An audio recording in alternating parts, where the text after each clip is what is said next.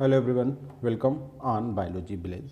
And guys, आज हम बात करेंगे 20 वेरी इंपॉर्टेंट क्वेश्चन जो बहुत ज़्यादा एग्जाम में पूछे जाते हैं। और पीजीटी, टीजीटी एंड जीआईसी ये सभी एग्जाम में इम्यूनोलॉजी के फील्ड से एक या दो क्वेश्चन जरूर होते हैं गाइस। और ये क्वेश्चन वहाँ की जो डिजीज होती हैं, ऑटो इम्यून डिजीज सबसे इंपॉर्टेंट टॉपिक है, या इनसे रिलेटेड किस आर्गन में होती है, कौन सा टेस्ट किया जाता है, इस तरह के क्वेश्चन होते हैं। तो इम्यूनोलॉजी एक वेरी थोड़ा सा क्या है, टिपिकल टॉपिक है, मतलब बायोकेमिस्ट्री से भी डीप एक थोड़ा टॉपिक है। और जो स्पेशली हम बात करें तो ब्लड के कंसर्निंग सब बातें होती हैं, एंटीबॉडी, एंटीजेंस और डिफरेंट टाइप की हमारी डिजीज जो सेल्फ में हमारी कुछ ऐसी मिस्टेक्स के थ्रू हमें हो जाती हैं। तो हम इनमें इम्यूनोलॉजी में 20 क्वेश्चन की डिस्कस करेंगे। तो सबसे पहला क्वेश्चन हम देखते हैं गाइस इसमें कि N auto immune disease inherited with Mendelian fashion. देखिए, सबसे सिंपल सी बात है कि जो आपका ऑटो इम्यून डिजीज होती है तो इनकी काफ़ी लंबी लिस्ट है। सबसे इंपॉर्टेंट बात है कि जो मेंडेलियन जेनेटिक्स है या जो मेंडेलियन टाइप ऑफ इनहेरिटेंस होता है वो अपना एक स्पेशल टाइप होता है। जैसे आप देखते होंगे कि जो हाइब्रिड बनता है उसमें जो पेरेंट्स होते हैं उनके दोनों करेक्टर्स आते हैं, फिर हम F1 के साथ क्रॉस कराते हैं, रिसीसिव या बैक क्रॉस, या फिर F1 की हम सेल्फ करा देते हैं। तो उसके बाद जो जिस तरीके से डिजीज़ के आपने देखा होगा जो ट्रांसमिशन होता है उसे हम मेंडेलियन जेनेटिक्स बोलते हैं, और वो डिफरेंट थिंग होता है। अब क्योंकि यहाँ पे डिजीज़ का जो ट्रांसफ़र है वो पेरेंट टू देयर ऑफस्प्रिंग्स किस तरीके से होता है, ये मेंडेलियन जेनेटिक्स को फॉलो नहीं करता 99% केसेस में।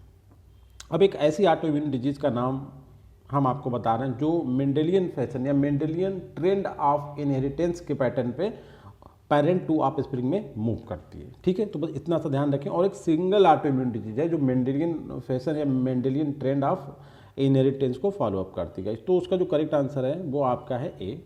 इसका मतलब है APECED। एक शॉर्ट फॉर्म बनाइए, auto immune poly endocrinopathy candidiasis ectodermal dystrophy का। देखिए, बड़ा लंबा सा नाम है, आप इसके शॉर्ट फॉर्म ध्यान रखें, APECED एप्टेक्ट करके। और इसका जो नाम है वो आपका ए से ऑटो इम्यून, पी से आपका पॉली इंडोक्राइनोपैथी, सी से आपका हो गया कैंडियासिस, और ई से आपका एक्टोडर्मल, और डी से आपका डिस्ट्रॉफी। ठीक है, तो ये आपकी जो डिजीज होती है गाइस एक ऑटो इम्यून डिजीज है। जैसे आपने सुना होगा मैस्थेनिया ग्रेविस या ग्रेव डिजीज या हाशिमोटो डिजीज या फिर आपका अर्थराइटिस।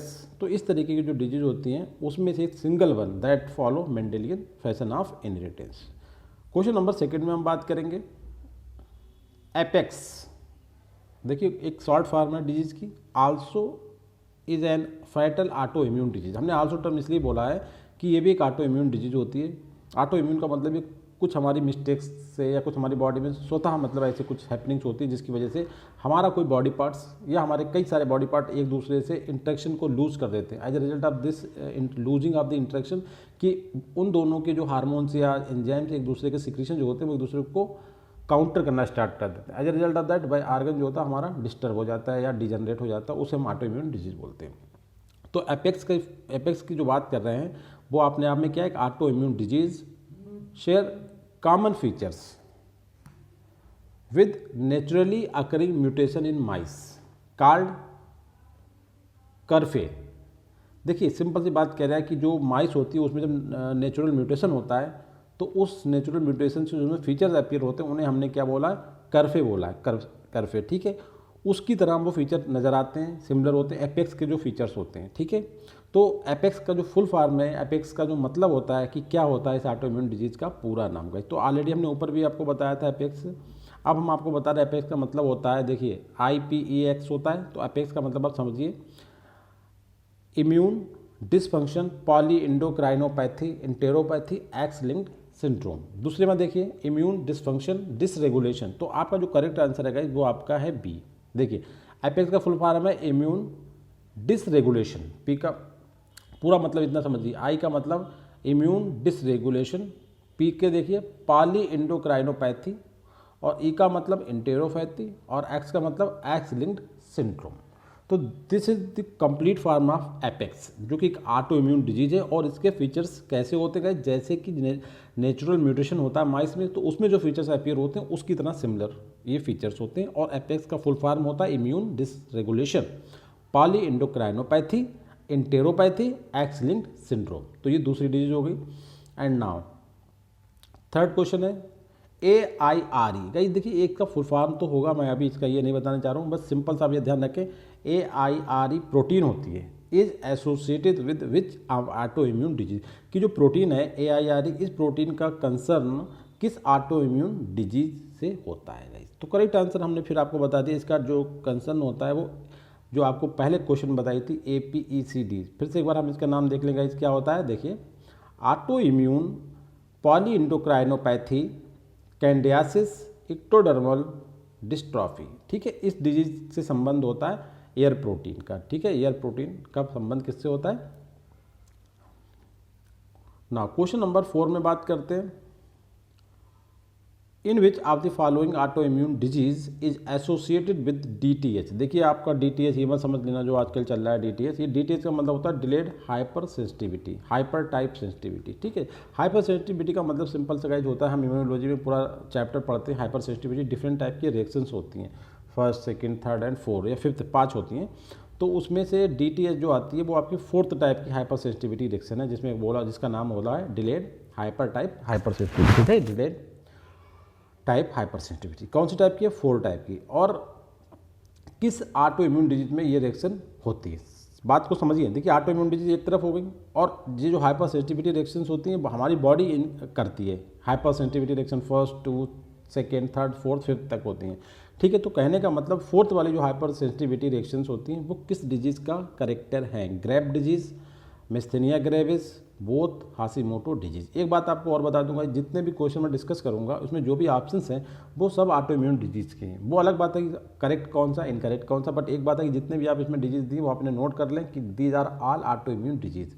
तो जो 4th टाइप की हाइपर सेंसिटिविटी रिएक्शन होती है वो आपकी होती है हाशिमोटो डिजीज़ में, बस ये ध्यान रखना हाशिमोटो डिजीज़। अभी हम आके इसका पूरा डिटेल एक आएगा तब हम बताएंगे हाशिमोटो डिजीज़ क्या होती है। ठीक है, जो आपके थायराइड होते हैं सर उससे प्रॉब्लम हो जाती है, उसमें होता है कि उसकी इरेगुलरिटी की वजह से जिसके थायराइड T आपने सुना होगा T3 और T4 वो इरेगुलर सीक्रेट हो जाते हैं।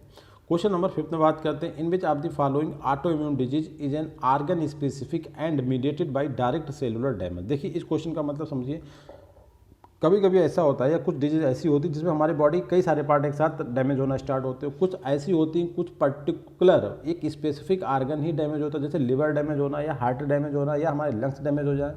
ठीक है, तो इस तरीके की भी ऑटो इम्यून डिजीज होती है। तो इसमें क्वेश्चन में बोला गया कि एक आर्गन स्पेसिफिक मतलब ऑटो इम्यून डिजीज कौन सी है जिसमें स्पेशली आपका cellular direct cellular damage start हो जाता है। तो क्वेश्चन नंबर 5 का आंसर है डी, मिस्थेनिया ग्रेविस। ध्यान रखना है, बहुत ही इंपॉर्टेंट है ये। और हमारे ब्रेन जो होता है न्यूरॉन जो एसिटाइलकोलिन हमने सुना होगा रिसेप्टर होता है एसिटाइलकोलिन, उनसे रिलेटेड ये पॉइंट है। और आपको केवल इतना ही ध्यान रखना है, इसमें केवल हमारा जो ब्रेन होता है जो हमारा सेंट्रल नर्वस सिस्टम होता है वो डिस्टर्ब हो जाता है, उसकी बाइंडिंग डिस्टर्ब हो जाती है।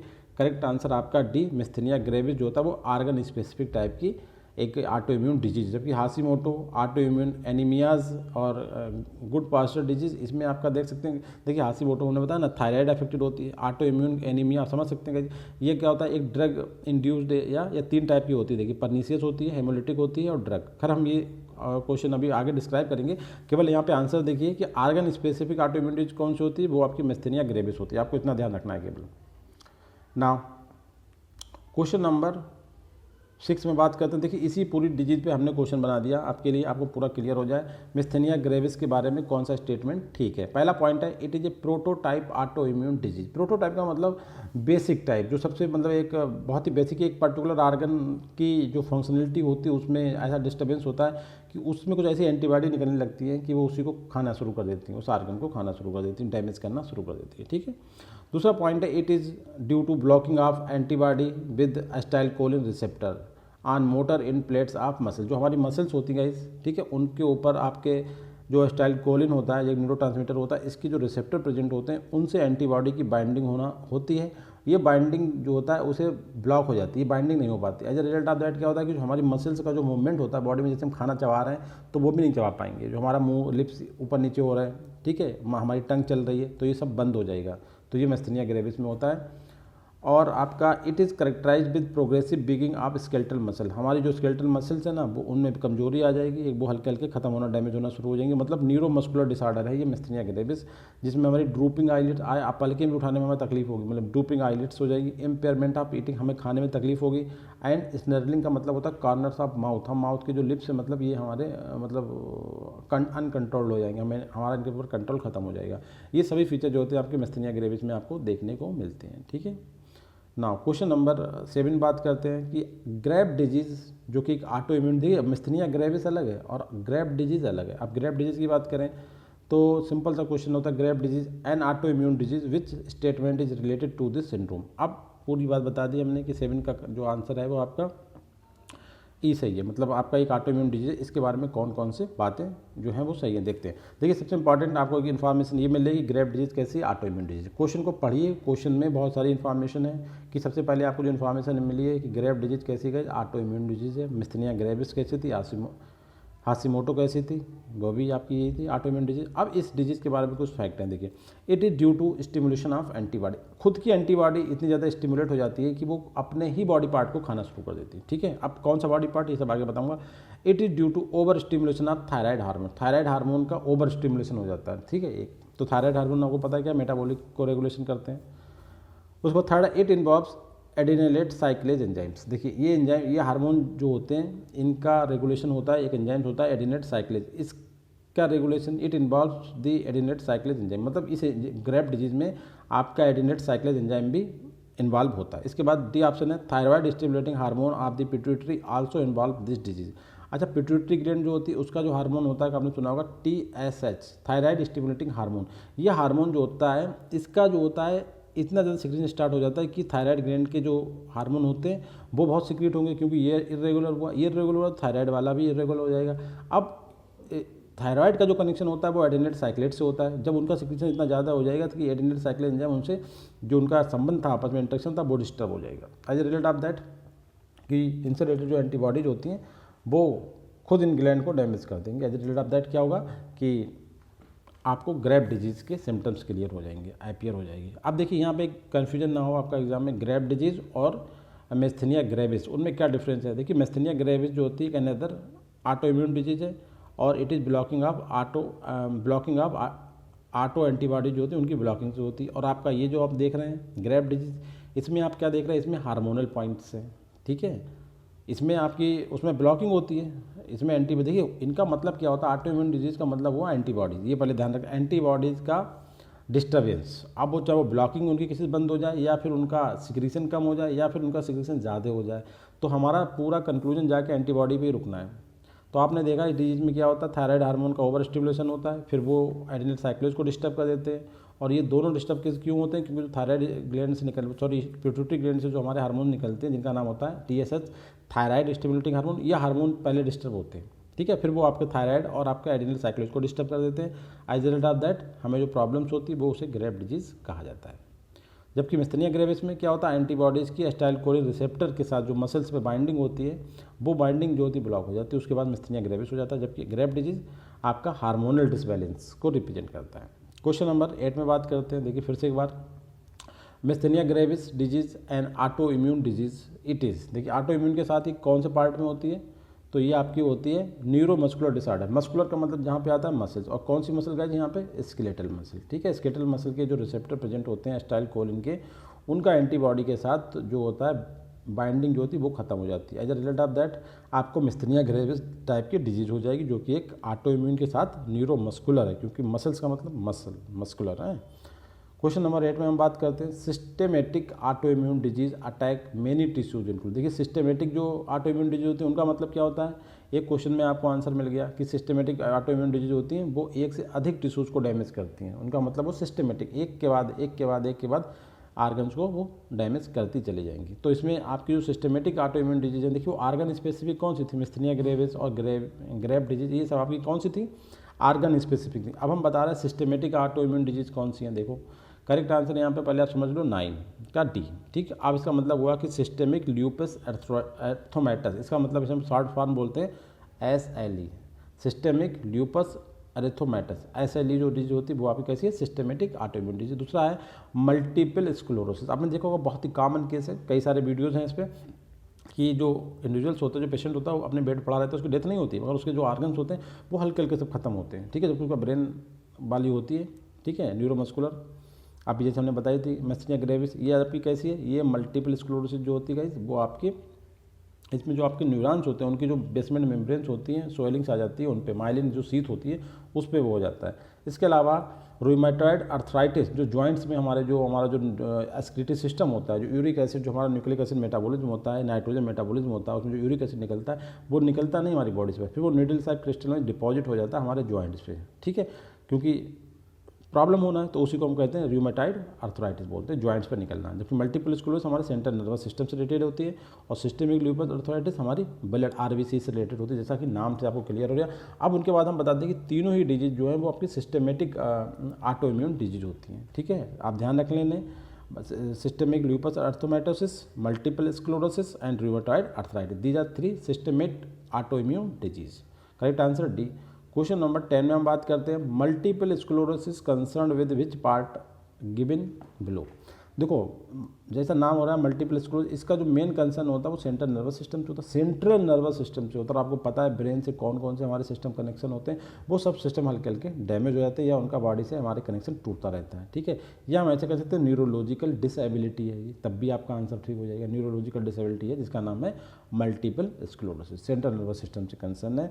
क्वेश्चन नंबर 11 में बात करते हैं, बहुत ही ज़्यादा इंपॉर्टेंट क्वेश्चन गाइस, कि characteristic butterfly rashes over cheeks of a girl is reported in which auto immune disease, मतलब किस डिजीज में, किस ऑटो इम्यून डिजीज में जो गर्ल्स होती हैं उनके जो चिक्स होते हैं, जो गाल होते हैं, उनके ऊपर बटरफ्लाई टाइप के रैसेस बन जाते हैं, ठीक है। आपको बहुत ही अच्छा पॉइंट है, देखिए butterfly rashes over the cheeks of a girl, this is characteristic feature of which auto immune disease. Correct answer आपका गाइस बी। इसमें आपका हमने बताया था सिस्टेमिक ल्यूपस अर्थोमेटोसिस जो डिजीज होती है RBC से रिलेटेड होती है, तो उसमें ये होता है कि बटरफ्लाई टाइप के रैसेस बन जाते हैं लड़कियों के जो गाल्स होते हैं उन पे, ठीक है। क्वेश्चन नंबर 11 में हम बात करते हैं the Coombs test is an auto immune diagnostic test used for treatment of which auto immune disease. देखो एक बात तो इन्हें खुद क्लियर कर दी कि जो कूम टेस्ट है वो आपका इम्यून डायग्नोस्टिक है, मतलब जो इम्यूनोलॉजी से रिलेटेड जो प्रॉब्लम्स होती हैं ऑटो इम्यून डिजीज उनसे उनका ट्रीटमेंट के लिए, उन्हें डायग्नोस करने के लिए जो टेस्ट करा जाता है उसका नाम है कूम्स टेस्ट। अब इस टेस्ट में हम किस पर्टिकुलर ऑटो इम्यून डिजीज का टेस्ट करते हैं, क्योंकि ऑटो इम्यून तो बहुत सारी डिजीज हैं। अब ये टेस्ट किसी एक के लिए करा जाता है ना कि ऑल डिजीज़ के लिए, तो वही बात आपको बताना है कि किस पर्टिकुलर ऑटो इम्यून डिजीज़ के लिए हम कूम टेस्ट करते हैं। तो करेक्ट आंसर 12 का आपका होता है ए, ऑटो इम्यून एनीमिया जो होती है, anaemia, auto immune anaemia. Anaemia भी कई टाइप की होती है, आपको बताते हैं। अब ये पार्किंसंस एनीमिया होती है, ठीक है, ड्रग स्टिमुलेटेड एनीमिया होती है, और एक होती है ऑटो इम्यून डिजीज। तो ऑटो इम्यून डिजीज के लिए हम करते हैं कूम टेस्ट ना। ये भी बड़ा अच्छा क्वेश्चन है गाइस, देखिए द टर्म बर्गेंडी डॉट्स, एक टर्म यूज करा जाता है burgundy dots is used for the 2 thyroid protein. देखो ये भी बात ध्यान रखो, क्वेश्चन में देखिए कितनी सारी इन्फॉर्मेशन है। बर्गेंडी डॉट्स जो टर्म है वो किसके लिए यूज करा जाता है, 2 थायराइड प्रोटीन। थायराइड प्रोटीन मतलब थायराइड ग्रंथ से निकलने वाले हार्मोन्स दैट प्रोड्यूस्ड, जो निकलते हैं as a result of activation of adenyl cyclase. देखिए एडिनल साइक्लेज का नाम इससे पहले भी आया था, आपको ध्यान कर सकते हैं कौन सी बीमारी है आपको। एक्टिवेशन ऑफ एडिनल साइक्लेज जो एक्टिवेट हो जाएगा उसकी वजह से थायराइड ग्लैंड के 2 हार्मोन्स निकलते हैं, उन हार्मोन्स को हम क्या बोलते हैं, बर्गेंडी डॉट्स बोलते हैं। तो ये किस डिजीज में ऐसा होता है, देखिए आपको एक हिंट दिया हुआ है एडिनल साइक्लेज, ठीक है, एडिनलेट साइक्लेज जो एंजाइम्स है और थायराइड ग्लैंड। हमने आपको बताया था कि ये जो बीमारी होती है आपके, देखिए थायराइड जो होता है आपका अलग होता है, ठीक है। ये हमने आपको बताया था ग्रेव डिजीज में होता है, 2 ग्लैंड आपकी अफेक्ट होती हैं। देखिए ग्रेव डिजीज में थायराइड और आपका पिट्यूटरी ग्लैंड से रिलेटेड होती है। पिट्यूटरी ग्लैंड के जो हार्मोन होते हैं TSH, उनका सिक्रेशन होता है और फिर यहाँ से निकलते हैं आपके T3 और T4, ठीक है। ये हार्मोन जो होते हैं आपके एडिनल साइक्लेज के साथ बाइंडिंग जो होती है उनके साथ उसका इंटरेक्शन होता है, वो डिस्टर्ब हो जाता है, ठीक है। तो ये आपकी है ग्रेव डिजीज के फीचर, बर्गेंडी डॉट्स। ना क्वेश्चन नंबर 14 में हम बात करते हैं, बहुत ही सिंपल सा क्वेश्चन है समझने का। मिथाइल डोपा एक एंटी हाइपर सेंसिटिव एजेंट है, मतलब जो हमारे जब किसी चीज़ के लिए एलर्जी हो जाती है तो उन्हें हम ठीक करने के लिए इस मेडिसिन का यूज करते हैं, हाइपर सेंसिटिविटी को कम करने के लिए, क्योंकि एंटी हाइपर सेंसिटिव। दूसरा एक नाम है पेनिसिलिन, आपको खूब पता है, फर्स्ट एंटीबायोटिक थी। Is related with which anaemia. Question बहुत ही ज़्यादा सिंपल है। देखिए दोनों क्या है, मेडिसिन है, और इन मेडिसिन लेने की वजह जो हमें एनीमिया होती है उसे हम क्या कहेंगे, ड्रग इंड्यूस्ड हेमोलिटिक एनीमिया। ठीक है, हेमोलिटिक एनीमिया में 2 पॉइंट हो सकते हैं, या तो उनका नंबर बढ़ गया साइटोपिनिया, या नंबर कम हो गया। ठीक है, तो एनीमिया, तो ये दोनों ड्रग से अगर इनसे रिलेटेड को एनीमिया हो रही है हमारी बॉडी में तो उसे हम कहेंगे ड्रग इंड्यूस्ड हेमोलिटिक एनीमिया। इसके अलावा 2 और एनीमिया होती है, एक ऑटो इम्यून हेमोलिटिक एनीमिया होती है, दूसरी पर्नीशियस एनीमिया होती है। पर्नीशियस एनीमिया के बारे में आप जानते गए कि जो आपका स्टमक होता है उसमें जो आपका इंट्रिंसिक फैक्टर होता है वो विटामिन B12 को लेने में सक्षम नहीं होता, उस कंडीशन में होता है। अगला क्वेश्चन देखते हैं गाइस 15, उसी में इसी के बारे में है।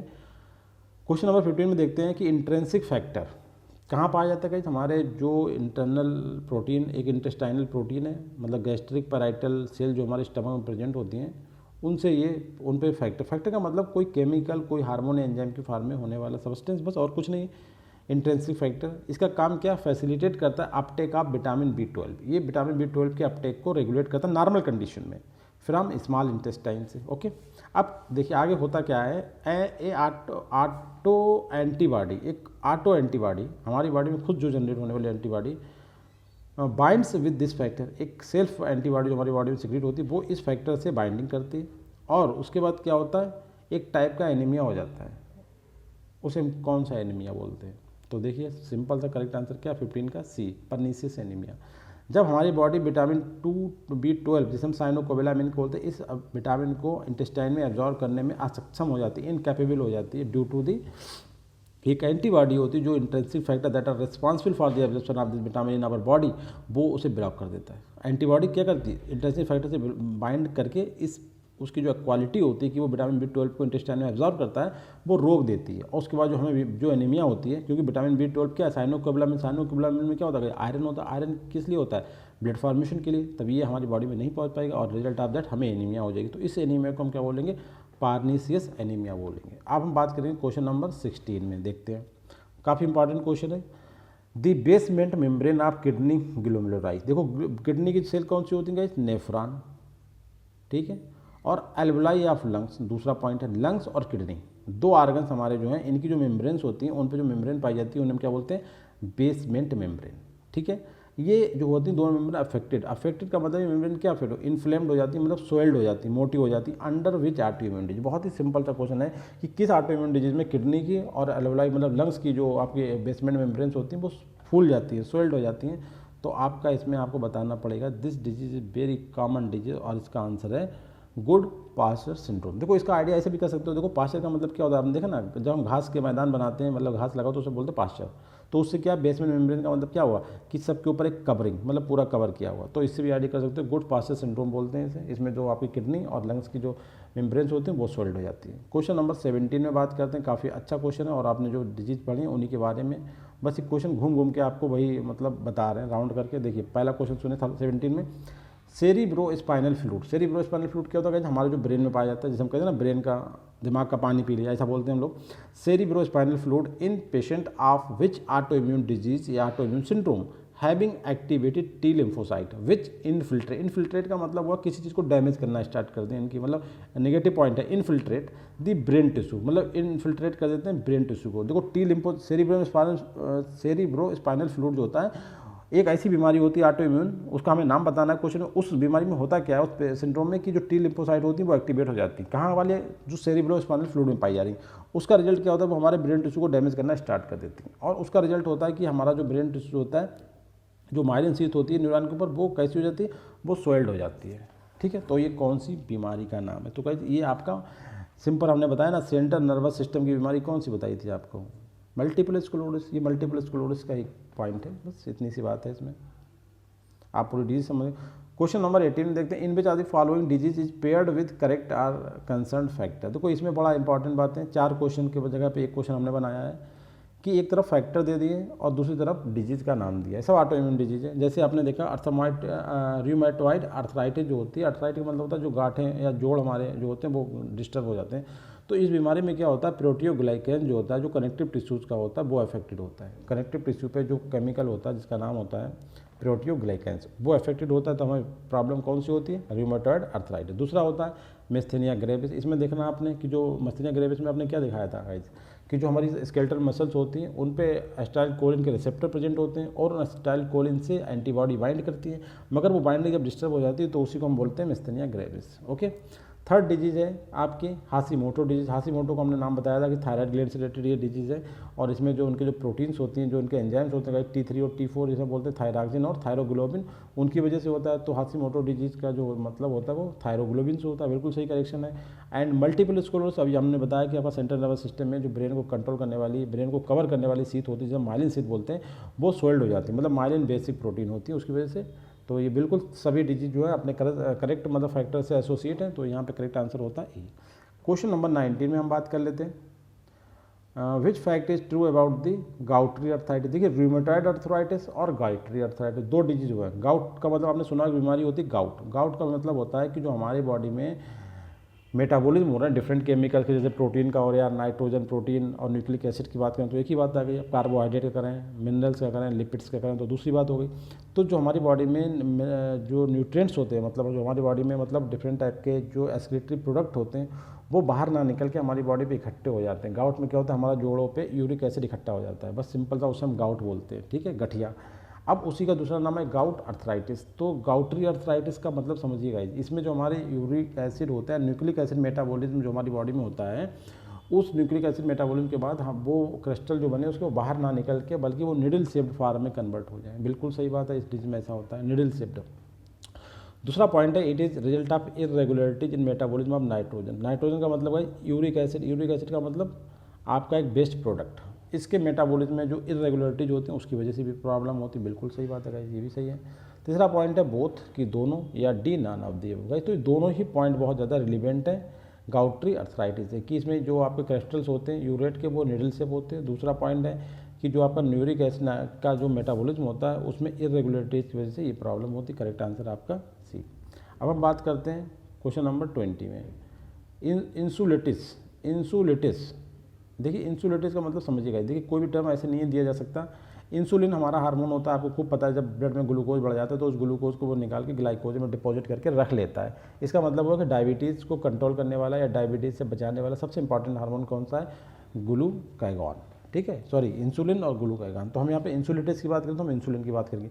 कहाँ से निकलता है इंसुलिन गाइस, इंसुलिन निकलता है बीटा सेल ऑफ पैनक्रियाज से, ठीक है। उसमें कुछ प्रॉब्लम हो गई, कुछ डिस्टर्बेंसेस हो गई या वो डैमेज हो गया, तभी इस तरीके का टर्म यूज़ करेंगे जिसे हम बोलेंगे इंसुलिटिस। अब इंसुलिटिस आपको बता दिया कि जो आपका पैनक्रियाज में जो बीटा सेल्स होती हैं उनकी डैमेज होता है। उनका डैमेज करने के लिए दो चीज़ें रिस्पॉन्सिबल हैं। क्या क्या रिस्पॉन्सिबल हैं, देखिए सबसे पहले साइटोटॉक्सिक लिम्फोसाइट इन्फिल्ट्रेशन। देखिए एक आपने देखा होगा टी लिम्फोसाइट होती है और एक सी लिम्फोसाइट होती है। सी लिम्फोसाइट का मतलब वो साइटोटॉक्सिक, लिम्फोसाइट इनफिल्ट्रेशन का मतलब नेगेटिव। फिल्ट्रेशन टर्म सही है, पॉजिटिव है। इनफिल्ट्रेशन का मतलब उनका आपस में इरेगुलेशन हो जाना। Cytotoxic lymphocyte infiltration. दूसरा पॉइंट है एक्टिवेशन ऑफ माइक्रोफेज। माइक्रोफेज जो होती है ब्लड की सेल्स होती हैं, ये भी पॉइंट है। अब ये दोनों सेल जब मतलब साइटोटॉक्सिक लिम्फोसाइट का इन्फिल्ट्रेशन और एक्टिवेशन ऑफ माइक्रोफेज, इन दोनों का रिजल्ट क्या होता है कि साइटोकाइन रिलीज होता है। किससे, माइक्रोफेज से। और लिम्फोसाइट साइटोटॉक्सिक लिम्फोसाइट इन्फिल्ट्रेशन का रिजल्ट क्या होता है, साइटोकाइन का रिलीज होना। ये केमिकल्स होते हैं जो ब्लड में होते हैं। और आपका माइक्रोफेज का एक्टिवेशन का मतलब क्या, वो ऑटो इम्यून एंटीबॉडी का बनना स्टार्ट हो गया। अब ये दोनों पॉइंट क्या करते हैं, ये आके आपके जो पैनक्रियाज होता है उसका जो बीटा सेल्स होते हैं उन्हें डैमेज कर देते हैं, ठीक है। कौन कौन, साइटोकाइन और आपकी ऑटो इम्यून एंटीबॉडीज़। इसके रिजल्ट क्या होता है, जो इंसुलिन होता है उसका सिक्रीशन बंद हो जाता है और इस बीमारी को कहा जाता है इंसुलिटिस, ठीक है। तो कहने का मतलब करेक्ट आंसर क्या हुआ, डी, कि cytotoxic lymphocyte infiltration and activation of macrophage, और दूसरा cytokine release and auto immune antibody का रिलीज होना।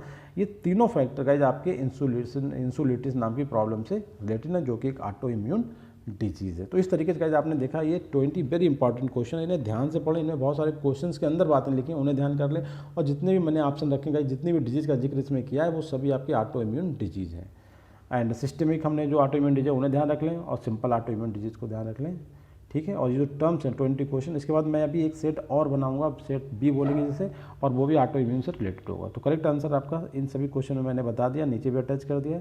And finally to say that please subscribe करें मेरे चैनल को, लाइक शेयर एंड कमेंट। और कोई टॉपिक अगर आपको पढ़ना है तो आप कमेंट बॉक्स में मेरे चैनल पर मेरा नंबर दिया हुआ, आप उस पर कॉल करके मुझे डायरेक्टली बताएं, मैं आपके लिए बनाऊँगा video. And finally I request to all कि मेरा जो टेलीग्राम चैनल है उसे ज्वाइन करें।